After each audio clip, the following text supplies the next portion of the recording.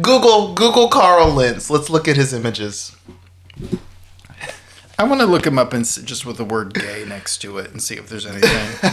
Because I'm not convinced.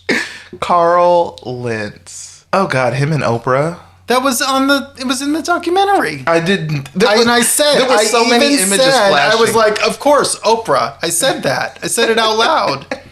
I said, oh, there she goes. That's exactly what I said. I said, oh, there she goes. There's Oprah. It's all so external. One of the things I've really been grappling with as I approach 50, one of the things I've really been grappling with is how we are programmed to connect our strengths, whether that's, singing or writing or, however we're in the world, whatever we do in the world. It is particularly for creatives. We are immediately taught to think about that from a capitalist standpoint, about money, position, because how else will you survive doing it if you're not figuring out how to sell it and how to be something people need? And that got old for me really quickly, yeah. Which is why my little career as a singer-songwriter was short-lived. Yeah. And as I am approaching 50 now, in the next couple of years, as someone that would still like to make art, I really couldn't give a rat's ass about who finds it. Yeah. And so, it connects to what we're talking about today, but I've really been thinking a lot about how everything today is so incredibly monetized, and that monetization equates love of craft, because there's a real disconnect for me, because I see a lot of people charging for lots of things, mm-hmm. and selling lots of things and being lots of things, but I don't know that any of them are really loving what they do, or that they even know the difference, because I think that if they're getting paid for it, they believe they love it, mm-hmm. because the money is love. And it validates that they're good at it. Yes. I've really been thinking a lot about that, because I realize how many things I care about and do that I don't make money from. Mm-hmm. And that's just okay with me. Mm-hmm. And that makes being in the world, in this world that we're in right now, it makes it really complex. Yeah, trying to relate to it or relate to the people in it. Capitalism has really just completely done a number on, how people connect with what they're good at. Yeah. Or what feeds them. And what they're good at isn't necessarily what they love either. And I don't think people are really unpacking that either. Mm-hmm. And so I've really been in a real period of, in a sense, some isolation, because mm-hmm. I don't connect with a lot that's going on. And this past week, I got to be with some people that I've known for 30 years mm-hmm. and who love what they do. Yeah. And it made me really happy and incredibly sad all at the same time. Yeah. And so I've really been thinking about, how do I continue to be in the world and do what I do, recognizing I will probably have this job until I drop, to support me / us. It's like the job is just what it is. And one of our favorites, Bernice Johnson Regan, talked a lot about that, the idea of being a working artist, mm-hmm. and that you should never ultimately put all of your eggs in one basket or depend on one thing as mm-hmm. your source. And the older I get, it's like, yeah, that's really true. Yeah. I just also don't fully know what that looks like, because we don't see enough examples of that. Probably because the people doing it aren't trying to sell it to us as a model. Well, nobody wants or, to give a course on it as how to be in the world. They're just doing it quietly. Most people don't want you to know they have a job. Well, and yes, and on the flip side, there's those folks, yeah. Because we're busy making fake Instagram pictures and, doing that. And so... Looking important. Like this guy with his shirt off. In this picture, his hair is braided. For a second, I thought he was Colin Kaepernick. Who are you referring? Is this Carl Lentz. Carl Lentz, who we're talking about today. Okay. Yeah. There's a picture in the Daily Mail. You see this? Mm-mm. Catch up. Oh, dear. Yes, those are braids. I hate it. Well, you know. I hate it. You know I hate it. The dogs hate it too. I renegade through and through. I renegade through and through. Oh, Lord, if you only knew. Now tell me, what do I do? And if what I say is true, how could I get through to you? I don't know how to behave. I don't know how to behave. And if I don't change my ways, it might send me to my grave. But if what I say is bad, maybe we could all be saved.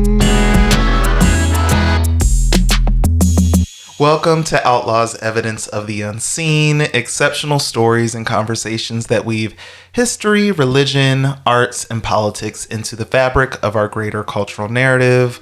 I am Ray Curenton, singer, songwriter, and producer. I am Tim Dillinger, historian, writer, often perplexed, sometimes singer-songwriter. Did I say singer-songwriter already? I'm perplexed. Okay. If you like the show, be sure to subscribe and tell everyone that you know to tune in as well. And if you feel so inclined, please rate and review the show wherever you're listening right now. This helps more people find us. And we're kind of doing a quick little, this is going to be a different kind of show. We just watched the new Discovery Plus docuseries Hillsong, a megachurch exposed, which just came out. And so we just decided to go ahead, watch all 3 episodes, and we're just going to rapid fire just talk about it. Not so much give you like a synopsis of the, everything that happened in each episode, but just kind of reflect on You should definitely watch it for yourself. Yeah, definitely go ahead and watch it. Just a trigger warning that, in this episode, we're going to be talking about sexual assault. We're going to be talking about sexual assault of minors as well, because that is a part of the story here with Hillsong. So if that's something you don't feel comfortable listening to, or just would rather not, get into, maybe, skip this episode, and we'll check you next time. Jump to the praise and worship episode. So, okay, my first question is, and I know it's super fresh, like we literally just watched this like minutes ago before we just decided to set up and go ahead and record an episode. Initial thoughts on did you like it? Do you feel like they did a good job, just like the filmmakers, Definitely. from a filmmaking standpoint, from a storytelling standpoint? I think so. I mean, I don't know if we need to give people any context as to what a Hillsong is before we go in. Sure, go ahead. So they are a mega church that has gone international, and they are just everywhere. They're everywhere. Like founded in Sydney, Australia. Founded in Sydney, Australia, and really emerged in particularly in American consciousness through the music, through the awful Shout to the Lord, Hillsong Darlene, worship, check. Yeah. Crap music that came out and it just ruined everything. And everyone loved it. Everyone loved it. Yeah. Everyone wanted to sing it. They all wanted to shout to the Lord. And I remember being on a praise team, by the way, that sang that awful song. Yeah. And I just remember like making a face the entire time. Like, what is this shit? And why are we singing it? I was a kid when Shout to the Lord became a whole thing. And my initial thought was, clearly, as a kid, I got that it was catchy. I got that it... Was it? Like a fungus, yes. Contagious. Viral. Yeah, but... Scabies. There was a schmaltz to it. Schmaltz. It was like reading a Hallmark card. I mean... Yeah. My Jesus. I mean, it was just awful. It was just awful. Just awful. I want to know how much money in royalties that song. We're sounding really bitchy already, but you know what? Well, and where is Darlene Check? Where did she go? She was not mentioned other than the initial thing in the very beginning of the documentary as being like the catalyst or the vehicle through which they received all of this acclaim. Where is she? Yeah. I was really curious about that. I almost wonder, and I'm like, totally just speculating here. Maybe we edit this out, but I almost wonder if she was like cheated. I would love it if they aged her out, like their ageism. I would assume that's a thing. But I also saw a video of her prior to the Shout to the Lord era singing a Leslie Phillips song on their stage, and I would love it if she followed in Leslie Phillips' footsteps and is deconstructed and is not a believer anymore. Wouldn't that be wonderful? Yeah. But anyway, so maybe her name is actually like Taylor now, and she's making alt rock in the UK, in the UK, in Australia, and we have no idea like that's what she's doing. Yeah. But all that to say, so Hillsong. Once they achieved all of this notoriety and fame through the music, they began planting churches, to use that language, all over the world. All over the world. Well, the film just really covers what that has looked like, but also ultimately all of the scandalous things that have gone on over the past, specifically 20 years, that have ultimately slowly dented the reputation of the church. I thought it was really well done. The early explanation about Brian Houston initially coming to America from Australia. So Brian Houston is the founder of the church. Yeah. Yes. Their little retelling of the history of Pentecostalism and the Jesus movement was a little weird to me. Yeah. There was a mention of Johnny Wimber and the Well, they didn't even Brothers. mention John Wimber. They just said this man who was one of the Righteous Brothers, which is not correct. It's just not correct. Was a really key part, and okay. And so that part really bothered me. I thought, aren't you the Discovery Channel? Like, shouldn't our facts be a little more concrete and a little more together? Yeah. But again, it was a 10-second snippet. 10 seconds out of a 3-hour, whatever. I'm like Sonia Sanchez now, or whatever. So that bothered me. But beyond that, they really give you the history of how this church took everything that was happening in America, Christian television, the connection between the prosperity gospel, PTL, and what happened in the 80s. Yes, Christian television in America, and figured out how to brand themselves as a viable thing. And they exploded first in Australia as a church. And again, the music took them international, but it was all connected to this capitalist piece of what was happening in America. Really copying that and perfecting it in a sense. Yeah. And we talk a lot about the Jesus movement and Jesus music and praise and worship music in prior episodes. So definitely be sure to check out those episodes to kind of get some additional framework around the music piece of it, and also just the history of the Jesus movement. So yeah, do we want to just go episode by episode what we thought about how things were covered and the story? And there were definitely things I wasn't aware of that stressed me out.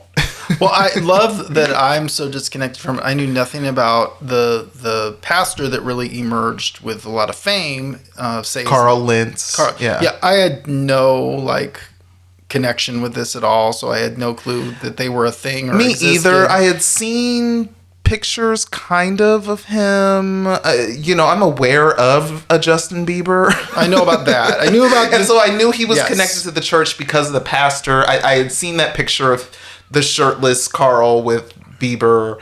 I'd seen that, but he wasn't on my radar. I didn't realize he was really trying to be this influencer thing, just embedded in pop culture, specifically using musicians, hip-hop stars, pop stars, rap stars, reality TV stars to position himself as a celebrity. I was not aware of all of that. I just want to say this because they showed his picture, this Carl Lentz. Is that right? And my initial impression, before they even started like dishing on him, my initial thought was A, he looks dirty.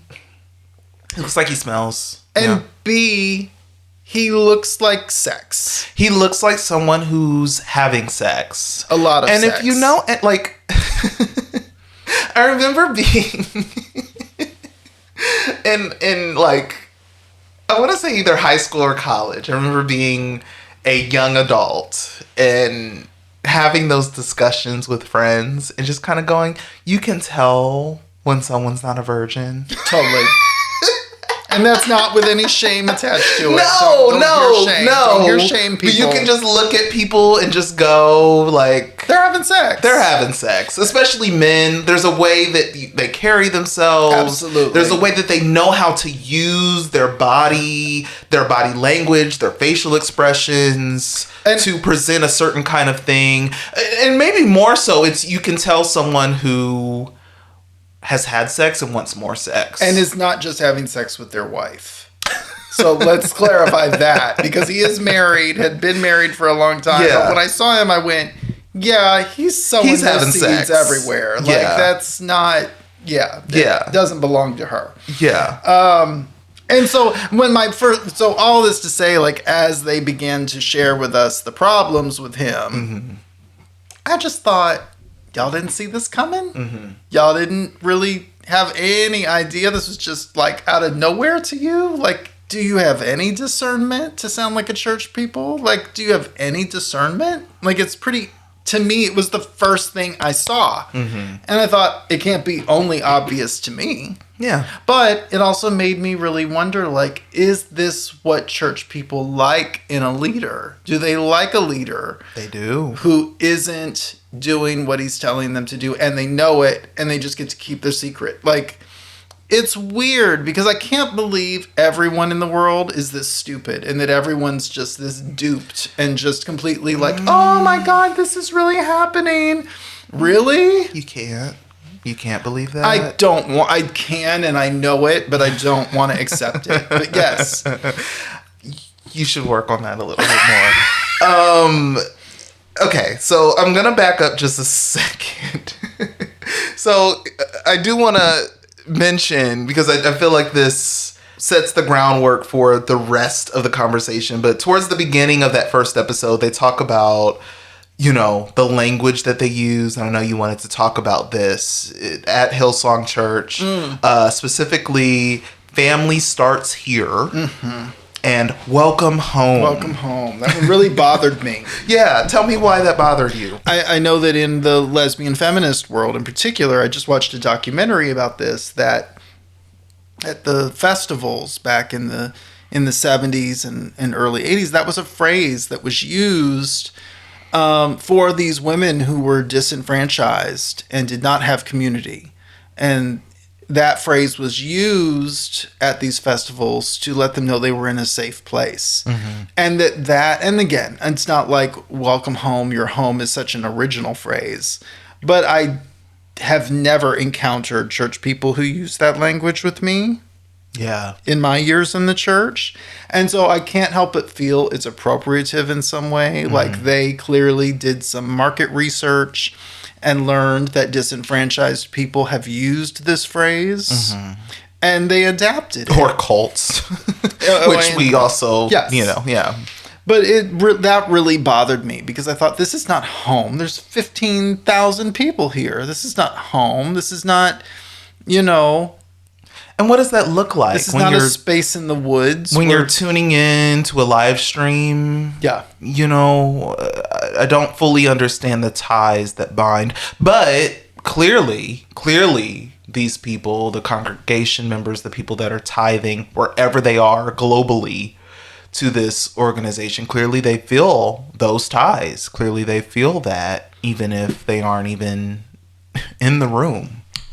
Or if they're at a satellite church that's not even the one that's in Sydney, you know. Well, yes, I mean the people that we're talking about going to the church in New York, which I have to say, like that was a pretty diverse range of people. I wonder if that was intentional. Like if they specifically, there were a lot of black women. There were a lot of black women, and I was sitting there watching it, and I thought, they were talking about how like every time I would go, I would cry. They actually didn't talk about what they actually felt. They talked about crying. Yeah. And I remember, I mean, being moved, feeling emotions. Yeah.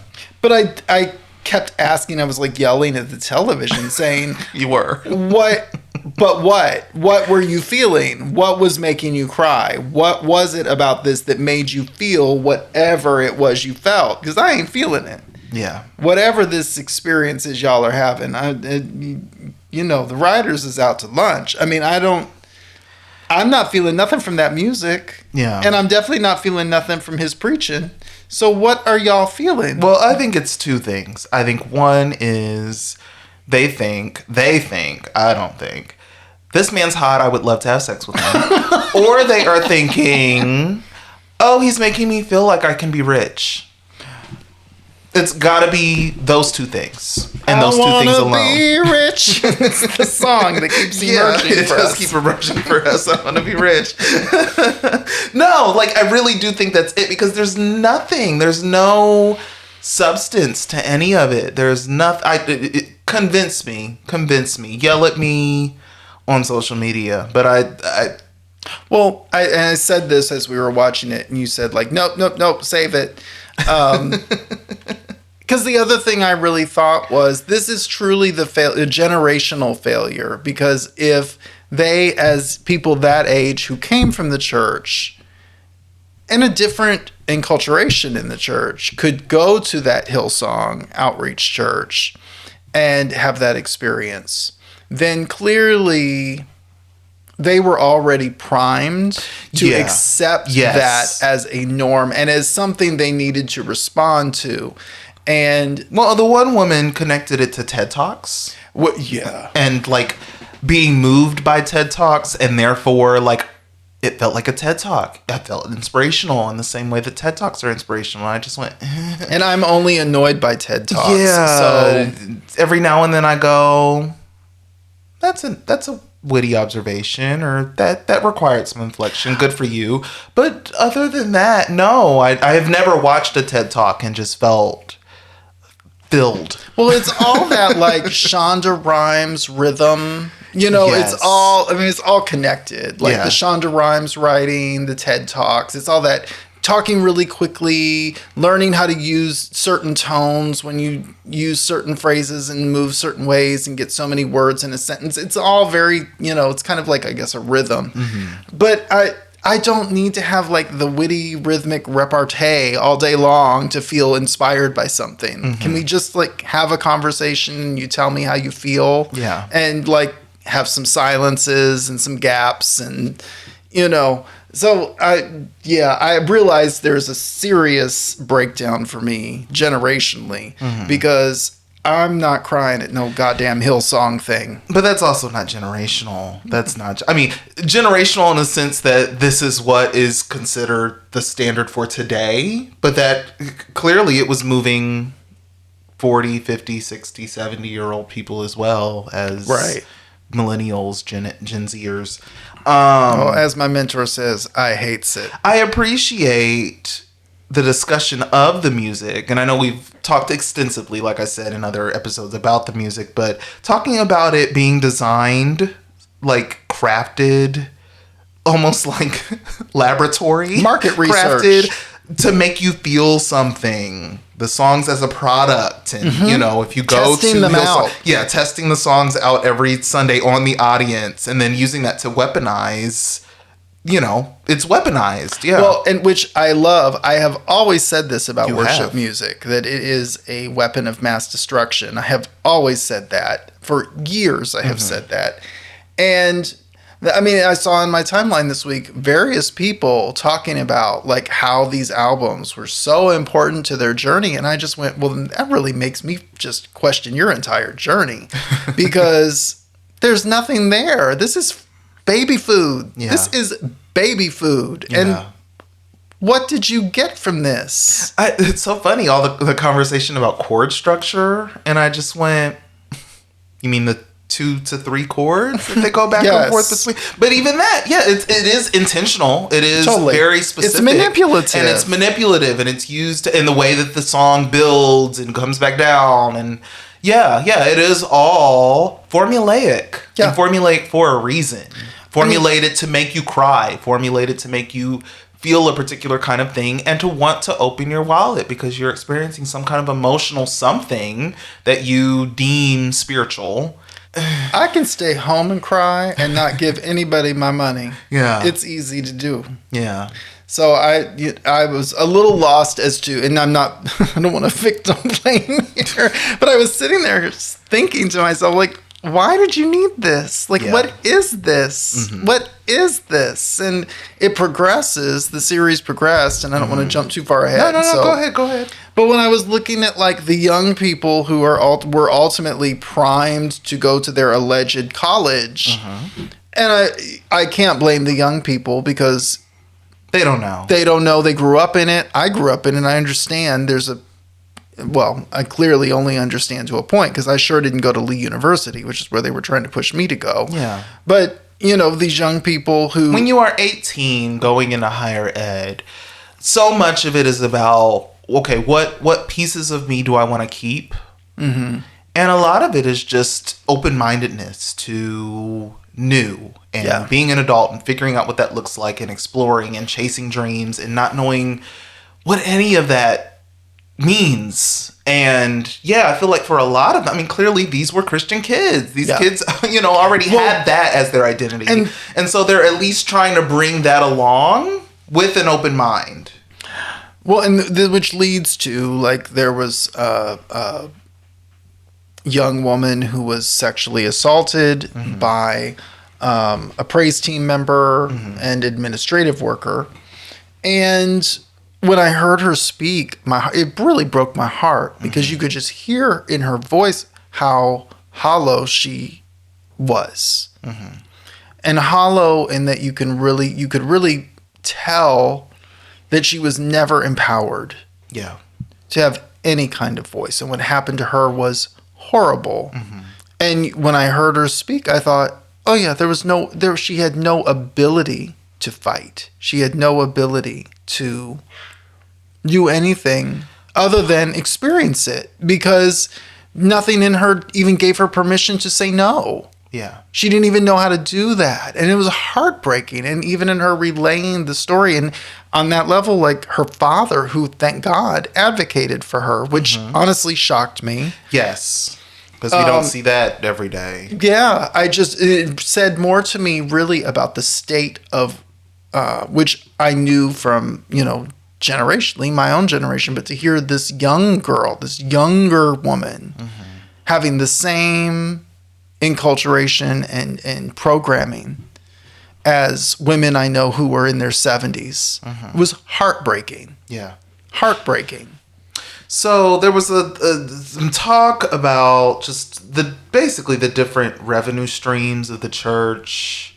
One of the guys who was interviewed, I can't remember his name, or I didn't catch his name, but he talked about the church, of course, being a huge income stream. He called it the 6 C's. 6 C's, yes. So church, the concerts, the CDs, which I assume he just means like the music outside of the concerts, the college, which you talked about, cinema. We didn't even know that Hillsong made films and television productions. So there's that. And of course the conference is $500. One of the interviewees said he paid $500. $500 to attend that conference, and then of course you're buying product and all kinds of things when you're there. The Preachers and Sneakers guy said, "We're not supposed to make consumers. We're supposed to make disciples." He needs to go back about 30 or 40 or 50 years, because maybe 60, because that's all Christianity is today. Yeah. So there was talk about what people want from their churches, what people want from their pastors, what people want from music, worship music in the church, and give the people what they want. The customer's always right. Do you have any thoughts around, I think we I don't talked a know. lot about praise and worship music as a reflection of economics, specifically just, it being cheaper to do, versus trying to crossover artists or make crossover music. It's interesting they connected the music to pop music. They said the early 2000s stuff sounded like early 2000s pop. Today's music sounds like Coldplay. But I also just go, it's got enough elements of that the people who are interested in being in those spaces in the churches feel like it's modern, but you're never going to hear a Hillsong song On the radio. on mainstream radio. No. That's not happening, and that's the difference. Well, there was an interesting, two things. One of the interviewees made the statement that Carl Lentz was ultimately crossed over, that he crossed the church over. And we typically have only used the term crossover in conjunction with music. And it dawned on me when she said that. Yeah, you had an aha moment. I as Oprah did. Would say. I really did. I had an aha moment, as my friend Maya Angelou likes to say. But I realized it's why they shut down the crossover efforts in the 80s, because it was artists who were crossing over. And where does money largely go? Back into either the label, which is not a church, and the artist's pockets. And they quickly shut that down in the 80s. And when the panelist was talking, I realized, that they're crossing churches over now. That's the goal. They want T.D. Jakes, who did it pretty successfully, made his way into the mainstream. And, and now we've got Hillsong. Yeah, and with Hillsong, you've got the whole package because of the artists, Hillsong Worship, those groups are signed to the church's label. Then all that money just feeds right back.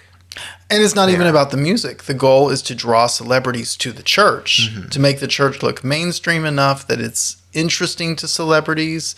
And then they come and they tithe and they give money. And they bring their name, which brings more of the, the roach people, just the regular people. And because everybody wants to, like the one girl said, she was like, I just thought it was like really cool, like go to a church that like a celebrity also went to. Yeah.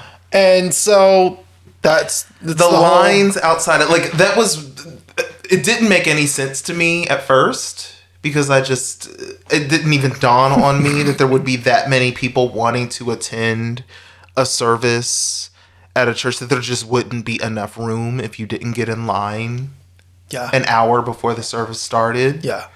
And it wasn't until I thought, got it. Like, they're wanting to have just a glimmer of a sighting of a Justin Bieber or a Kylie Jenner or a insert whoever. I'm very disappointed in Lenny Kravitz. Lenny Kravitz. I'm very disappointed. And I just went, that's why the line was wrapped around the square in the middle of New York City. Yep. Not a Christian town, by the way. Like, yeah.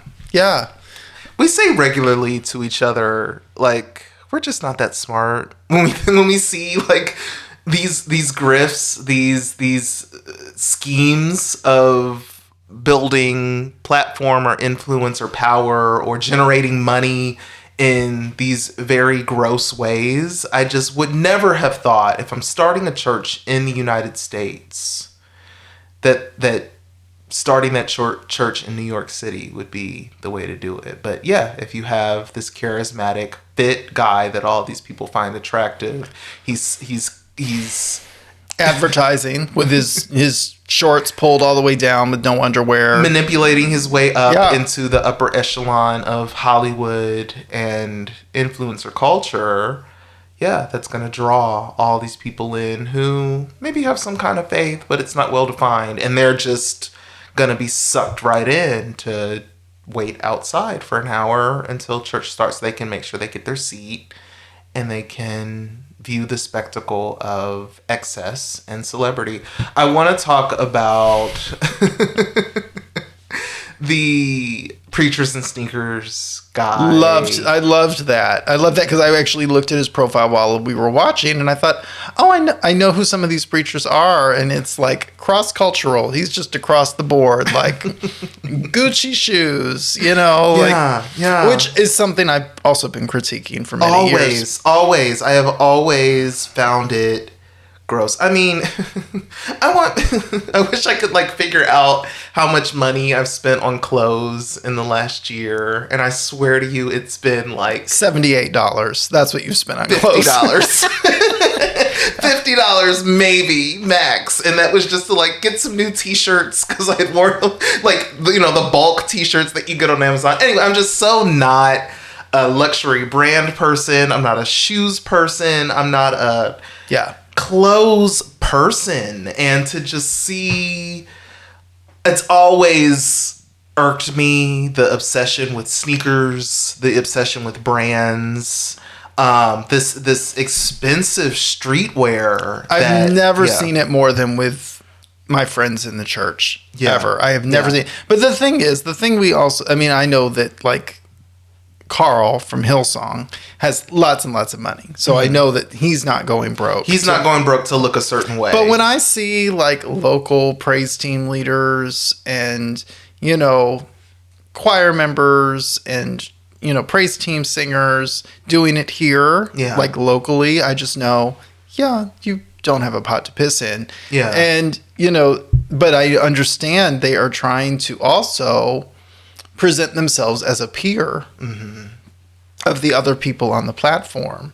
And it's selling an image, it's selling status, it's selling, a concept, a vision that people can map themselves onto and go. It's so beyond me that people need to look expensive to be attractive. I want to be rich. It's to be appealing to masses of people. Like, there's just no way to do that unless you look, unless you've got drip. You have to make the people want what you have in order for them to follow you, which explains again why, like, we've gone nowhere in the world, because I don't want you following me, and I'm not putting on fancy clothes to make you follow me.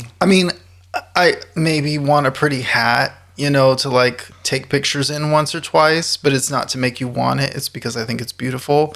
But beyond that, like, I'm not wearing it out in the world. It's just like, for me, it's just something I love. But that's clearly not how the rest of the world operates. And so, it was weird to watch. I love this Preachers and Sneakers thing, and you should definitely check out his Instagram because it was fascinating to look at.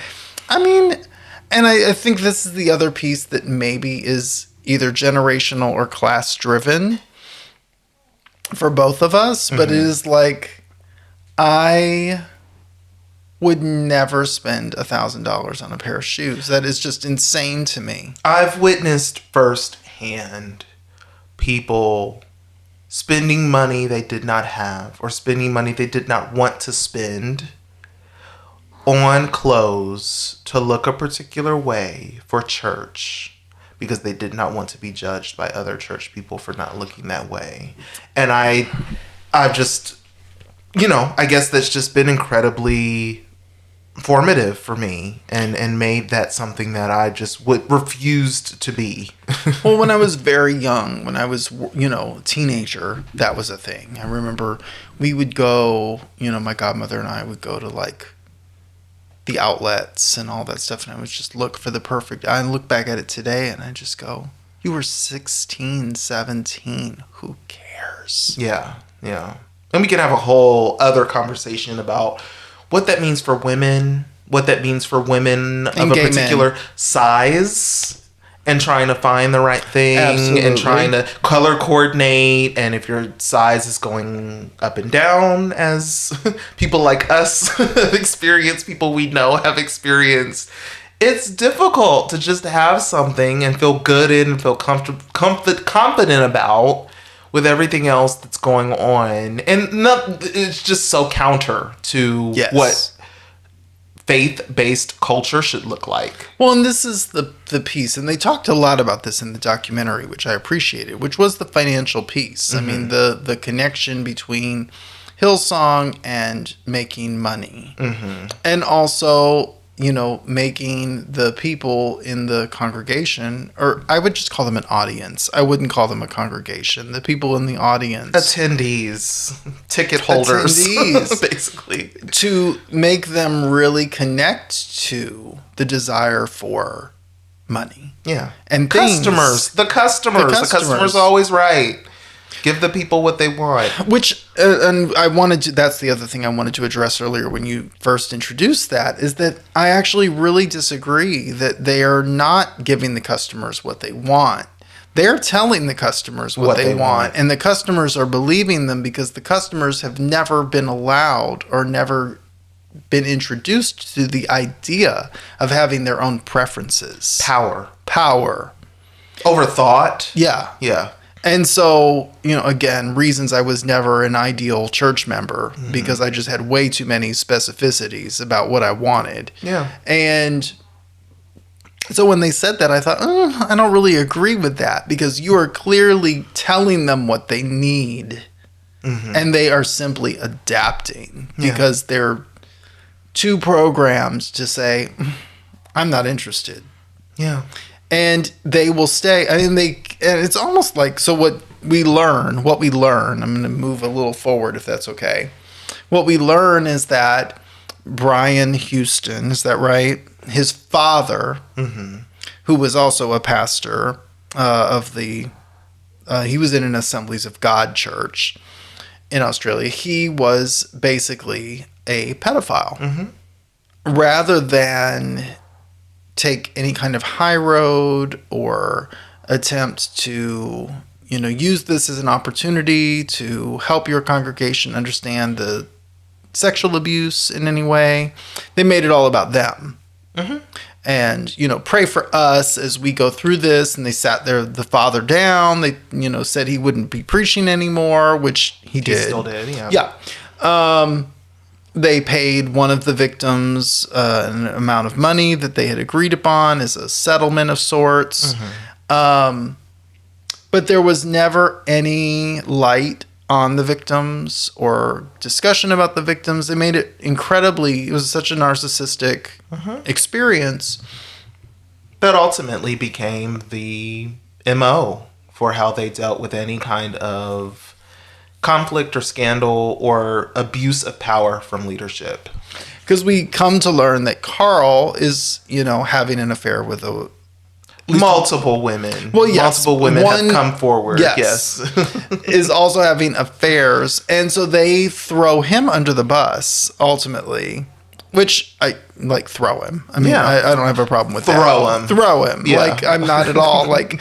But they have decided that he is the symbol of all that was wrong. And all that was wrong was because of him. And now that he's gone, all will be well. Yeah, but it wasn't. It wasn't well before he even showed up. Yeah, because they already knew about these allegations about Brian Houston's father. And so, I mean, but I also have to say, like, these people aren't special. This is every church I've ever been in, including my pedophile grandfather's church. Yeah. Like, this is not special. And it did a lot of work unnecessarily to try to differentiate Hillsong, and we'll talk about that a little bit later. But I do want to stress that too many things about how they operate are just commonplace in the church. And yeah, they did it on a much grander scale, a global scale. Sure. You know, they had a lot more people to do it with, a lot more streams of income, and how many LLCs? Right. How many for-profit 40, yeah. You know, and which so is also that was maybe unique or whatever, but I also go throw a rock at any evangelical pastor, and either they're doing this shit or they wish they had that many congregants and customers and whatever to do it. They are going to use this model. If Hillsong, completely goes down because Brian is, no longer in leadership, they're going to use this model to recreate it, to figure out how to do it again and again and again, because it worked. It worked up to a point. They just have to figure out how to perfect the people that they put in place. And I also just go, Scandal, they're going to figure out how to make these things saleable. Okay. More and more acceptable. In the same way that we looked and saw Trump become president and we just went, how the hell did that happen? Shouldn't someone who's president be? We're going to start saying those things about preachers. Yeah. I already am. Yeah. We already are. But the other thing I want to say is, also, we mentioned the LLCs. That is not abnormal either. The last church I was an actual member of here in Nashville, they had multiple LLCs as well. And they were not huge. Yeah. But they had figured out how to monetize and how to do that and how to separate their business and the church so that if something should go down, they still had something going. Yeah. And this is not unusual. It's not unusual, and it's learned, and they've all figured it out. And so, I really want to stress that is so not... We should not be looking at Hillsong, or even in this discussion about Hillsong and the documentary, as an outlier or as an exception to the rule. That's right. It's more of an indicator of the norm. And, I would encourage people, look into your churches, find out what they own. Mm-hmm. And you'll learn. This is probably what they have in place. I mean, this is why I have a real problem with tax-exempt status for churches. Yep. I don't believe in it. They should be paying taxes because they are capitalist enterprises. Yeah. I appreciated the connection of the strategy, and the guy who said it almost said, maybe this is being unfair. And again, you're talking to the wrong people here. No. Comparing the strategy of Hillsong to the strategy of the Church of Scientology. Yep. And I just went, yeah, absolutely. They've learned from the best. I would bet if you were in their management meetings, that is what you'd hear. Mm-hmm. I mean, I don't think I've shared in the podcast. I mean, I remember the last church I was a member of here in Nashville said they wanted their services to run like the David Letterman show. All of these things are models. All of these not churchy things are the models, because that's the kind of money and acclaim that they all want. All. I'm saying all. Yeah. Did you have VIP sections in the church? I totally forgot about the rows of reserved seating. Totally reserved seating. Yeah. Every church except New Covenant, my very first church. Yes. Every other church, every other church had reserved seating. Ropes. Yeah, the ropes. Yep. The damn ropes. And here's the signs. thing. If you're inviting someone as a guest to be a part of whatever that's happening, if you're asking them to come from far away, of course you want to make sure they have a place. But usually, isn't that up on the stage, on the side? Don't they usually put Well, not every church has platform church has seating. that. Yeah, has the platform seating. But and that's always been something that I was raised to kind of have some contention about. Why is there this reserved seating? It's gross. Go ahead. I'm totally fine with the pastor's partner, of course, having a seat. I'm totally fine with that. And so I feel if there's someone that freaking special that's showing up, couldn't the pastor's spouse just say, we've got somebody, I'd like them to sit by me today. Would you mind scooting down? Could we move you? Would you mind if they're sitting there? Why do you so need to monitor and control? And this is a real thing I've heard conversations about. They are freaked out about who's on those front rows, which is why they're roped off. Yeah. Because they don't want just anybody up there. Because they don't know if somebody's going to, act a fool. If somebody the preacher's sleeping with is going to show up and act a fool. They don't know if some disturbed person is going to make a display.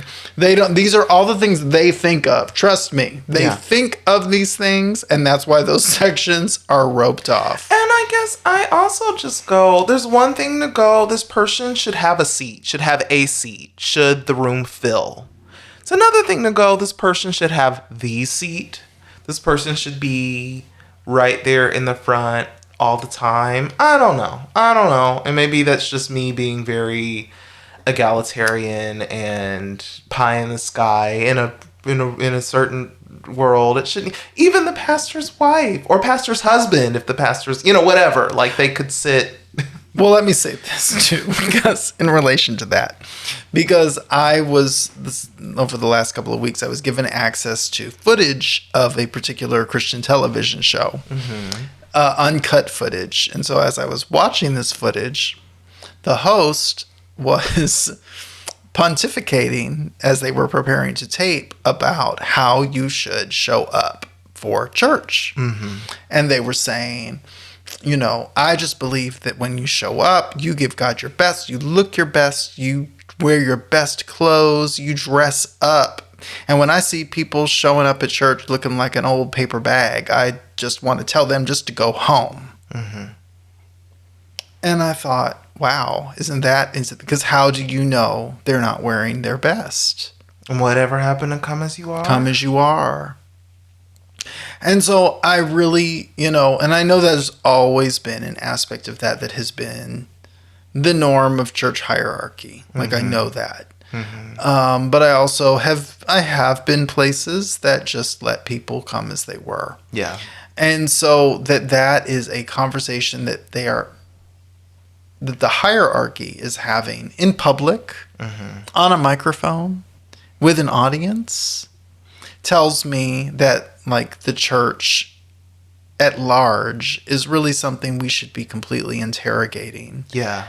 And taking apart, because something terrible has happened as capitalism, classism, and we won't even consumerism has taken, because it is ultimately about, I can't be seen in a place where someone else looks like that, or comes like that, or appears like that, and who's determining what God's best is? I really want to connect all of this back to the Bieber stuff, the Justin Bieber stuff. And they talked about, how prior to him having this very public link with Carl Lentz and Hillsong, that, he was kind of having this period of turmoil where, he was having these, as they call his bad boy TMZ moments. And he was wanting to, it becomes a point where, is that the story? Is that the brand for that particular celebrity? Or is that what they're going to do? Is he going to follow that kind of Mark Wahlberg bad boy thing? And it's interesting to see being a church boy. And they also connected it to Chris Pratt, who's in the movie that we watched, Guardians of the Galaxy. Yeah, Star-Lord. And he had the mixtape. His mom gave him the tape. Yes. Yeah. So he's also a Christian, also connected to Hillsong in the same kind of way. And, that this has become a thing where you can be this alpha male, the guy that everybody wants to be, the celebrity, the woman, the guy that all women want to sleep with or whatever, but also be this Christian. And I also want to connect all of that to, and I don't know that we've really dug into this yet, but I've been very grieved by what Kanye West has been doing. Oh, I can't. Lately with the infusing of gospel and all of his music being categorized as gospel, and what that does to classifications of music and our expectation of how music is supposed to sound and what it's supposed to talk about, and the artists and the lives that they're supposed to live. And that's not to say that people with maybe more worldly upbringings or realities shouldn't be allowed to make faith-based music. That is not what I'm saying. But what I am saying is to completely strip Christian music, A, from any kind of political context, and B, to then ascribe a hyper-capitalist, prosperity-driven theology and message and look and brand to it to make it so infused with that Instagram influencer, Hollywood, status, power, Tinder Swindler,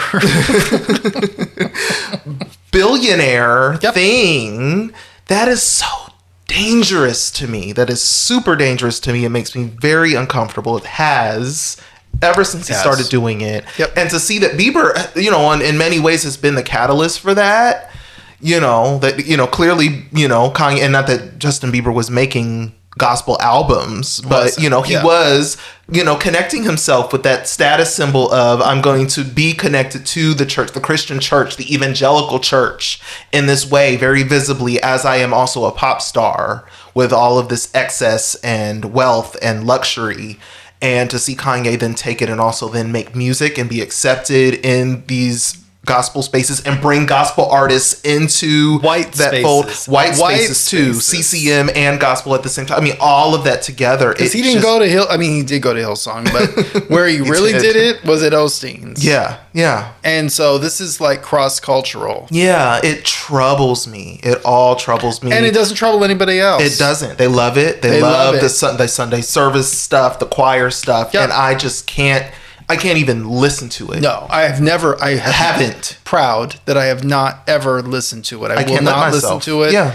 Not when he's sitting here talking about, you know, slavery was a choice and Trump is making America greater. Get the fuck out of here. Absolutely not. All that's connected to what you're doing. I want nothing to do with it. Nothing to do with it. And these people say, well, I have to separate the music from the artist. But they would probably say the same thing about Hillsong. And I'm like, but it's all bullshit. Yeah. So you keep separating. I ain't separating shit because it's all shit. Yeah. Yeah. I feel like the last thing that they talk about in that first episode is pastors. Well, no, we're going to fly through the rest because we've touched on everything else. But they talk about they talk about Carl as a narcissist. Yeah. And I guess I just go, what pastor isn't? I've never known a pastor who isn't a narcissist, except for my New Covenant pastor. He's the only one. He's always going to be the one. You're always going to hold New Covenant up as the exception. Because we were different. But yes, every pastor. I've never known a pastor, period, whether I belong to their church or not, that was not a narcissist. Yeah, yeah. And so then in the second episode, we really dig into Carl's history with the Wave Church in Virginia Beach. Okay, was he putting on a black scent, or is that just no? Okay. There was a black scent. Thank you. Because I was going to say it when we were watching, and I thought maybe I'm hearing something that isn't there because I thought if there was Ray would say no, there was a black scent there. I heard it.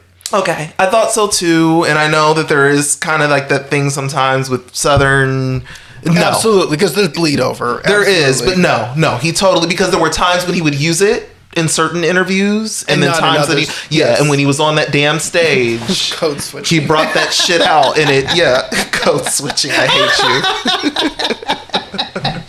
you. So we get a lot of Carl's history. They talk about his controlling rules about dating and relationships, the purity stuff was really interesting. Yeah, the stuff about when you say I love you, when you kiss. Well, okay, but let me say this, and I don't want to be victim blaming at all, and so I'm not, because I'm not blaming any victims. But as for the congregation, have we not learned by now that when people have their hot topics, that they're talking about themselves? Have we not? They're having confessional. They are having a confessional on stage. Like, how dumb are you that you're sitting there and not thinking, who's he fucking? Like, that this is not a thought, that this is not something. No one in that documentary had a suspicion when they were sitting there. Yeah. And maybe we were just mean, skeptical people. I mean, my godmother, I will always have memories of her saying, well, we know what they're struggling with. No, I don't think until someone says that. I don't think until you hear someone say that, I don't think it dawns on people. Because even connecting it to the homosexuality piece, like, there are so many things preachers can talk about, teachers, pastors, whoever can talk about on that damn stage, podium, whatever, every Sunday, and why you are choosing almost every Sunday to gay bash. Yeah. What's that about? What's that about? I honestly kept waiting for that in this documentary because I'm just going to say, spirit tells me. Mm-hmm. Something's going on. Yeah. And we'll never know. Those pictures with Bieber, that looked... lesbian. That looked... a little lesbian to you. Yeah. I mean, yeah, that's a kind of an inside story. But yes, that looked... suspicious to me. That's all I'm gonna say. Dear. Now you're saying suspect. I'm saying suspect. Oh boy, I'm a homosexual, so I can say that. I just looked at that and I said, because they used the footage of a DJ saying a man only wears his shorts that low when he wants a woman to look at his. Well, that was awful Joe Rogan, who we're now also all boycotting. Is that who that was? Yes, who were the whole Spotify stink. If you're listening on Spotify, by the way, thank you. God blocked it. But when he said that, I thought, well, I can tell you're cisgendered, heteronormative, because when I see shorts that he's low, advertising to men. He's advertising to men. So, am I Joe Rogan now? I don't know what's happening. And here's the thing. He could be on that level. And here I go trying to, clean up Tim. But I feel like... Did I say something bad? No, I'm just saying. I feel like there is also an advertising to the heterosexual man as well. That goes... here I am with the status. I've got the body you wish you had because I'm attracting women and money and power and celebrity. You wish you were me. Follow me. And the one woman said, I would follow him. I would follow this guy everywhere. Dangerous. I ain't ever met nobody like that. Nobody. Nobody. Oh, okay. You get stupid. You stay. You go, Jennifer Holliday. You stay. You staying, huh? But yeah, sex is clearly his struggle, which is just weird. It's just weird because, like, on one hand, I'm just like, have sex. Like, I don't care. Have your stupid sex, but. You're married. I don't want to know what agreement you have with your wife, but that may not be that agreement. And B, you are in a position of leadership. You employ people. You are a religious leader, a religious counselor over people. There is a certain responsibility to that. And so that does also compound the complexity of that situation. But I'm not, the sin piece of it, the struggle, flesh stuff. And we'd see lots and lots of snippets of his sermons talking about the flesh and all that shit. And I just go, that's not the issue. That's not the issue. It's not the issue. The issue is the lack of communication about who you are and what you want. Because he could very easily have a conversation with his wife about whatever that is, and they could make some decisions. It's actually quite simple. Yeah. I loved the woman he was having an affair with. Renine. Yeah, I liked her a lot. Yeah. And I liked her because she had no connection to this world at all. I love that she went home and Googled him when she met him. And was just like, okay, Yeah. But we also get him like counseling couples. Oh my God, one story stuff. about the premarital sex and him like breaking them up, and then broke up a couple. Yes, he breaks up the guy and the girl, and then the girl ends up in a different relationship the next year, and marrying. has sex again, and decides to marry this guy because she doesn't want the same thing to happen. And so here we have in the 2010s. These antiquated ways of navigating relationships to appease pastors instead of just leaving the church. And she said that. She said, like, if I had been older, we could have just looked at each other and said, let's just go to a different church. Fuck this guy, you know? But here we have, like, her locked in a marriage for, I think she said 7 or 8 years that she maybe never even wanted. Yeah. Just so that she could have sex and not feel bad about it, or not be sat down from praise and worship leading. And a story I have been told many times. Many times. She didn't even get pregnant. She didn't and they even still give sat her down. And if she hadn't, and so he asked when he confronted her and the first boyfriend that she slept with about the fact that they had sex, he said, "Did you use a condom?" And she very quickly responded, "Yes," thinking that was what he, the yes was like a relief. It was actually like, "Oh, you premeditated this." Right. And so isn't that the biggest head fuck? Which is also, though, I would connect that to the whole AIDS epidemic. One of the reasons, like, and there's academic things about this, like why we've lost so many people in the church to AIDS and HIV way far beyond when we had medications available is because if you're going to use protection to at least make sure you don't contract something, you're putting thought into it. Yes. And so I just thought, this is such a sickness, and this is clearly like, my God, pansexual. Clearly, this just goes across the range of identities because they're programming straight people like this. Yeah. I thought they were just programming us like this. Who knew? And sex wasn't the only thing he used to manipulate people. We also see a nice little clip montage of him crying on cue. Which, again, like, I think the average person would look at that and go, oh my goodness, this straight, attractive man with money and power and status, and, he's showing this emotional side, he's being vulnerable, that's really powerful, and he's he's this well-rounded individual. And I just go, no. Once you learn how to turn on tears when you might be feeling something, or that you're supposed to be feeling something at certain moments, it becomes very easy to just do that. And no, that was just more manipulation. Well, and there's no distinction in the church. I mean, that was the thing that was really interesting to me about the early part, where all these people were talking about, every time I went, I cried. Every time I went, I cried. The confusion of emotion with spirit, and the confusion of spirit with nostalgia, in a sense. It's like these three things, you really have to be really conscious, because we can all feel things, we can all cry, we can all have experiences in multiple things, but what is the actual cause of it? And you have to have some critical thought around that. You can't just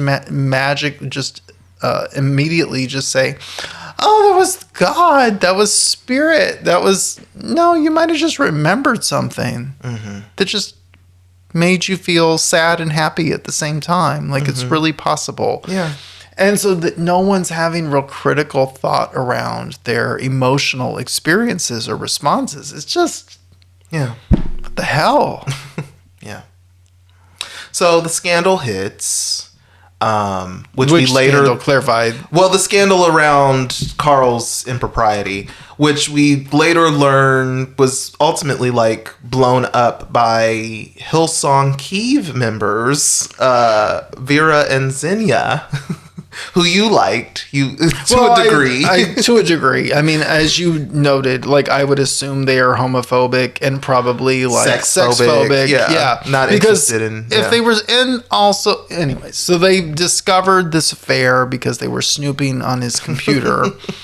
And ultimately, figure out how to make this something that can't just be buried, like we then learn is common practice with Hillsong. But what they assumed is that someone higher up would care or be alarmed by it. And what they quickly learned was that they were dismissed. Right. But what does happen is Carl gets fired very publicly, as we all I do remember that happening and seeing those things happen on Instagram, and the big long Instagram post that he published, very PR written statement with his picture of his family with his children. Softens it. And we also see PR on the other side. We see Hillsong release their statements. We see Brian, get on and do interviews, and calling Carl a narcissist was, I just kind of go, you are too. And would you have had that language had somebody else not said that? Totally. It felt very convenient that he kind of used that, again, as a way to distance Hillsong from Carl and say, now that we've expunged this abomination from our space, all is well with the Hillsong brand. I appreciate one of the interviewees saying, this is the devil calling the devil the devil. Yes. Yes. And further on in that episode, we see that ultimately this is years of cover up, not just for Carl, that he's had other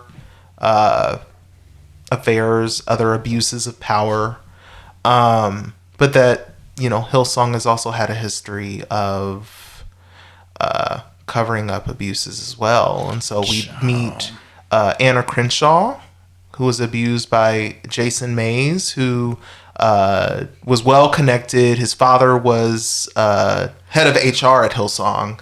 She was assaulted, sexually assaulted at a dinner, and reported it. Am I wrong? It was like a year or so after it happened, she reported it. I don't think it was even that long. Okay. But it became this whole tussle because she had reported it, and then they brought her in for more questioning, and they started interrogating her, basically. And then they tried to say that she had waited months to report when actually she only kept the documentation. I think she had come to them that November, and the only record that they showed was that they had the records. 2019. Yeah, it was the April. And that was when her father had actually gotten involved. Yes. And so that went public, and ultimately they took a lot of heat for that, rightfully. And we learned that, PR firms, lawyers, media experts, all of these entities are under the wing of Hillsong, in service to Hillsong, to control the narrative at every turn. Yep. At every turn. It reminded me very much of what we hear about how universities function in sexual assault cases. It's very much like that. I mean, they've definitely taken their cues from academia. But we also learned that Brian Houston was covering up for his own father. Yes. So in the third episode, we get almost exclusively story about Hillsong College and Brian's father. So it's all very Australia specific. Goodness, the working with children check. So, okay. We watch a lot of docuseries about cults and these kind of religious communities that act in culty ways, or MLMs that act in very culty ways.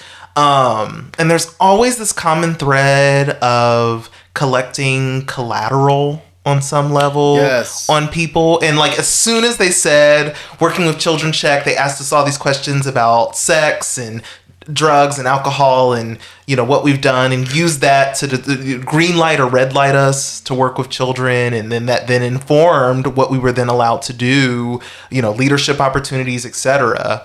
I immediately just went collateral. Yep. Yep. Oh my God. I mean, the story of, so we get a student who was brought in for this working with children check, and she ultimately reveals that she's a survivor of sexual assault. And they don't even, she clearly didn't even have the framework or language for that herself. Right. And they don't even offer her that No. as a way to contextualize what had happened to her and relinquish any kind of guilt or shame that she might have around that. They made it about her fault. Her having sex. Yep. And she's forgiven. And even though she had been coerced to drink and then coerced to, do what had happened, no notion of consent is even mentioned. And they just say, well, she repented, so she's forgiven. As if any of it were her idea. Blame. Yeah. Just sick. Sick. Then we learn that students at Hillsong College have to sign an NDA. Ciao. What's that about? I don't think we'll ever fully know, because they have to sign an NDA. In case. Just in case something happened. And they dig a lot into the free labor that these students have to perform for the school, for the church. They talked about the different slogans that they have that Brian uses like each year. And of course, churches do this every year. They have a theme or whatever for the year. And, in this particular year, it was, wow, do you believe we get to do this? And them like saying that all the time, even when they were being forced to work really long hours and do really awful things, and students having panic attacks in the bathroom and still feeling like they needed to say it to each other to encourage each other. Just sick brainwashing shit. Just sick. And again, like, we've seen this in other churches, in other spaces. Absolutely. And academia. I will always. Hey, no, go ahead. Yeah. It's just very similar. I remember being at one church and we were told that the praise team, we had to be servers at a special dinner for church leadership. I'm sorry. Mm-mm. What does one have to do with the other? Mm-mm. Why does me being able to sing mean I need to carry a tray and deliver food? Mm-mm. And I remember them saying something very similar. It was like, we should be honored to be serving, the man and women of God. And I just went, this is bullshit. And it was my last weekend at that church. But it's very like, why is it an honor for me to do any of this for you? Yeah. And so I think as I was watching that, all that came back to me, and I just thought, why are we so thrilled to be in the room? Yes. Why is this exciting? Why is this something I need? Your little made up college. Like, what in the world? For worship at that. I mean, really? And I feel like, and I don't know what kind of grants or scholarship opportunities or whatever they have, financial aid.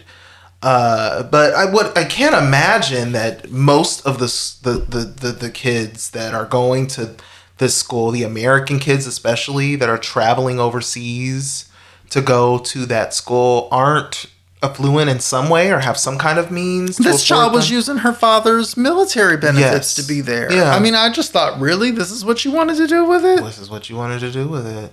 Okay. Because they cared about dance as a ministry. Yes, that's right. That was a requirement. The dance be a part of it. I'm sorry. I'm lost. I've always hated the swirling of the ribbons in church and that whole color guard for Jesus. The quote unquote dance that's not really dance. It's just like miming without makeup or with makeup and sometimes with pantomime, without, and lets it twirl. I don't get any of it. I don't get it. Yeah. So in this episode we get a lot about Frank Houston and his history of assaulting children.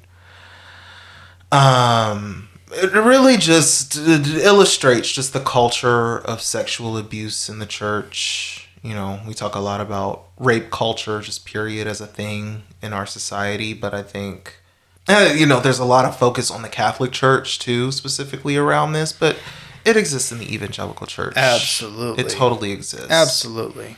And when you are going out of your way to spend millions of dollars, again, on PR firms, lawyers, all of these entities to hold up what you've got and pay off people or keep people quiet or settle things quietly or whatever the case is, there's dirt under there. And it's not nothing dirt. It's bad things. It's unethical things, not just things that might not look good because it's, sinful, quote unquote. These are possibly criminal things going on. And here we add, proof of that.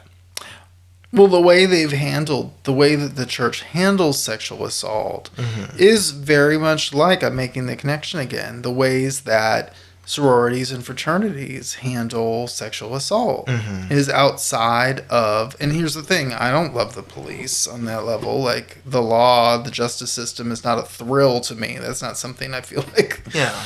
But it's one thing to be individuals who are disenfranchised and distrustful of law enforcement to deal with things, and it's another thing to be powerful institutions. Absolutely. Yeah. And so it's interesting to me that the church and, these little pieces of academia handle sexual assault in their own ways, and nobody really questions it, and nobody really challenges it. Or goes, that should be against some kind of rule. Yeah. Some kind law. of, law. Yeah. It should be against the law. Yeah. And I want to connect this to, we talked a bit about prosperity gospel and how that's just infused in every part of this way of being. This idea of growth as deflection. That as long as I am growing and the church is growing and we're expanding and we're building new buildings and we're going overseas and now we're building in America and we're, connecting with all these different celebrities and we're on TV and we're making movies and we're, doing all these things, as long as the empire keeps getting bigger and bigger and bigger, there's no criticism. How could there be? God is blessing the ministry. So therefore, what we're doing is God condoned. God is, is in this. And if you weren't, we wouldn't be growing. We wouldn't be manifesting all of these things. The empire wouldn't be a success. Yeah. People are sowing into this because they recognize that God, it's just maddening that logic is a logic that could even be used. It's allegedly a logic. Yeah. And so I think, yeah. If that is a framework that you have around why you shouldn't or should critique something or question something or wonder if people are good or people are well-intentioned or if a celebrity, a millionaire, a billionaire deserves their wealth, dig into that and challenge yourself on that, because I promise you, most of the people amassing that kind of income, that kind of revenue, aren't good people and aren't doing good things. Most likely. Towards the end of the last episode, they talk about the mission of Hillsong, this notion of transforming society. Yes. This whole influence principle, this kind of deliberate global adoration that they want. The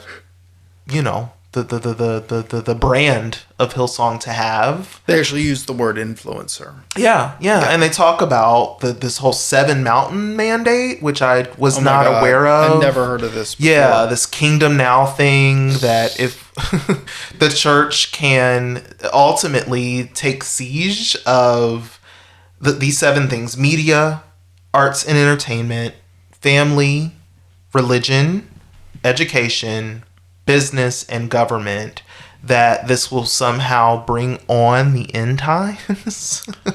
Yeah, I'm so lost by all of this. So I know we're going to talk about the rapture in our next episode. We were going to do this in this episode.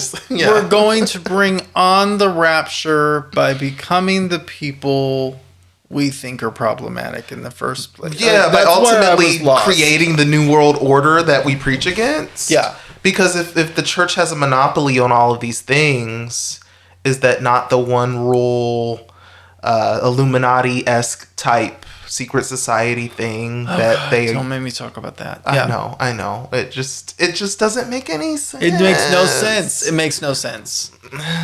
Yeah. But again, these are, and they use the reference in the documentary about sheep. Sheep need a shepherd. Mm-hmm. I heard him say that. Mm-hmm. And I thought, well, I'm not your sheep. Yeah. I've never been a sheep. So this is not a good match. Yeah. And I would encourage people that if you think you're a sheep, to really re-examine that and why that is, and why you think you're incapable of guiding your own ship. More complex thought. Yeah. I think we can all, I mean, people are entrusting the direction of their lives to these asshats is really troubling to me. You could do better just thinking by yourself. I can do bad all by myself. The last thing that I wrote down, you have always said this since I've known you. that things at a certain point just get too big. Yeah. Things just get too big. And here we watched at the very end of this last episode of this series, we see Brian say, they ask him, is it possible that Hillsong maybe just got too big? I'm not sure church can be too big. We just have a very fundamental just disconnect around how the world works. Yeah. Well, because at a certain point it does become fascism. Mm-hmm. Because we can't have something that starts in one country, spread to another country and multiple countries, and we think it's good for everyone, but we're not taking into account the norms or the mores of that area. Yeah. And so if you are infiltrating multiple regions, countries, cultures, you are probably also fascist, because you are indicating that that area also needs to be like you. Yeah.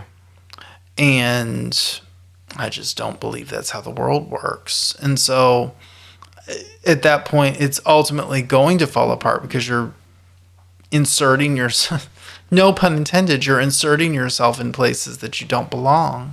Yeah.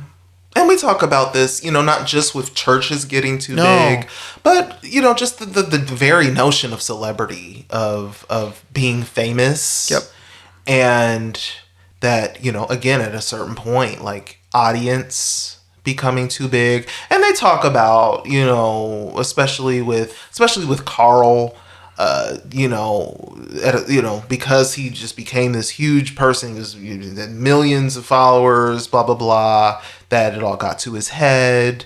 But, I have a whole running theory around people who become famous, people who become politicians, people who become big megastars. And yeah, there's no way people don't accidentally become any of those things. No. It is intentional, and it does require a certain kind of psychology to pursue that, to persevere through it, to step on people to get it, to abuse and manipulate and coerce and That's right. be as diligent as one can 24/7 to get there. That's right. Otherwise, everybody would do it. Or we right. would see a lot more accidental instances of people just happening to become famous. It doesn't happen. No. It doesn't happen. It's a lifelong pursuit. Yeah, the concept of big is intentional. And I think it always is perverse, for lack of a better word. There's always an intention behind it that is not honorable, or actions that are happening behind the scenes that are being excused. Yeah.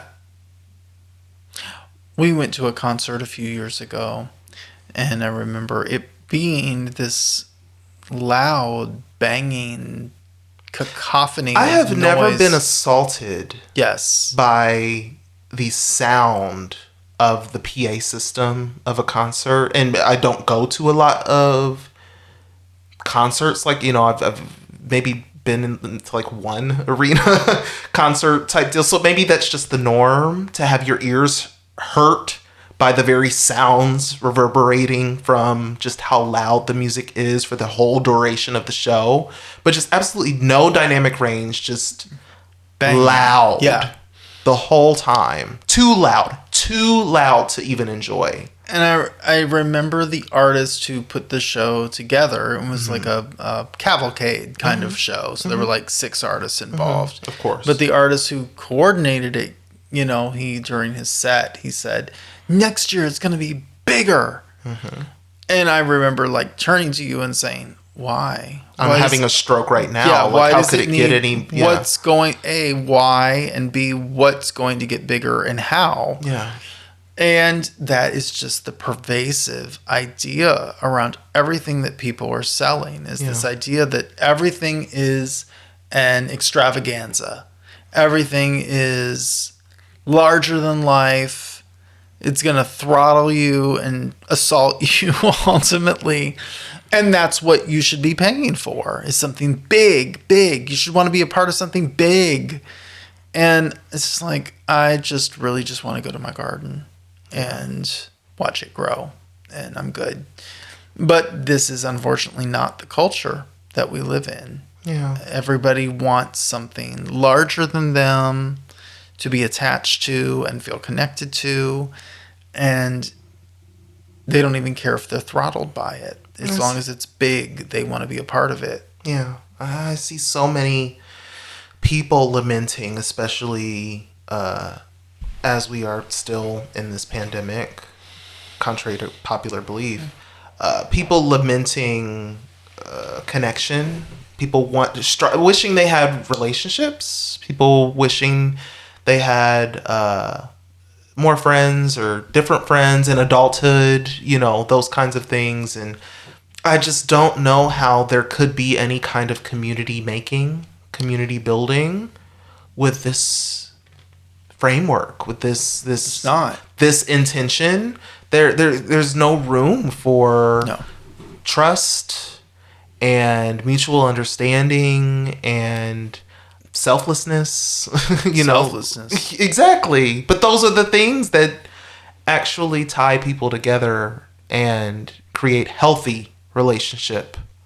And I think as long as people are seeking to be told what to think, seeking to give money to prosperity institutions because they want to be rich for themselves, not to help anything or make the world any better, we're not going to see anything get any better. It's just going to keep getting worse in terms of even how we relate to each other. Yep. I mean, I can't even... there is no outlaw version of this. This should all just burn and die and go away. We're not even going to...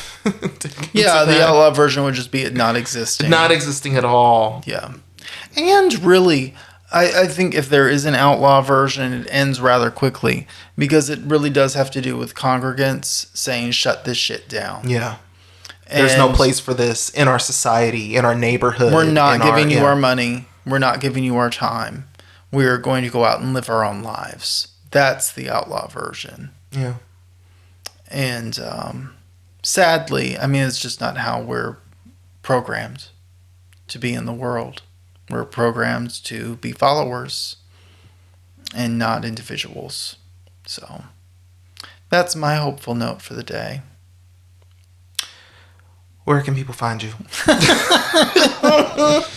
You can find me on Twitter and Instagram at Tim Dillinger. You can subscribe to my bi-weekly newsletter, God's Music is My Life, at godsmusicismylife.substack.com. You can find me at Ray Curenton, RayCurenton, on Facebook, Twitter, and Instagram. Check out the show. Definitely go back. We've got some good episodes, and we've got an upcoming episode on the Rapture. Yeah. We were. This was going to be this episode, but we wanted to go ahead and review this series. Yeah, I think this is definitely something to check out. Again, this is the Hillsong, a Megachurch Exposed on Discovery Plus. We did a trial to. Now, will someone please do one on Paula White? That would be great. All right, y'all. Until next time.